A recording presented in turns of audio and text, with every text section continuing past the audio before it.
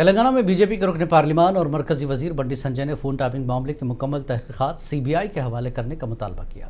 उन्होंने दावा किया कि वो इस मामले में शिकायत दर्ज करने वाले पहले फर्द थे और ये एक संगीन मामला है जिसकी गैर जानिबदाराना तहकीकात जरूरी है।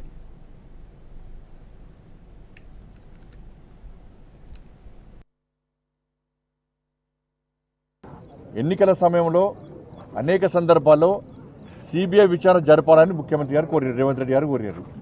మరి వాళ్ళ ముఖ్యమంత్రి అయ్యారు ఫోన్ ట్యాపింగ్ విషయంలో విచారణ తూతుమంతంగా సాగుతున్నది. వాళ్ళ కేవలం అధికారులకే పరిమితం చేయకండి.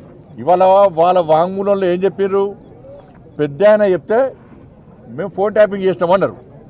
పెద్ద ఆయన ఎవరు? పెద్ద ఆయన కల్వకుంట్ల చంద్రశేఖర్ రావు అని చెప్పి క్లియర్గా దానిలో వాంగ్మూలంలో వాళ్ళ స్టేట్మెంట్లో రికార్డ్ అయి ఉన్నది వాళ్ళని.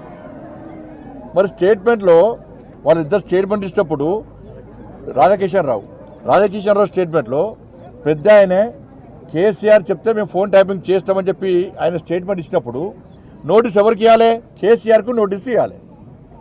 సిరిసిల్ల ఎవరి కేంద్రంగా జరిగింది?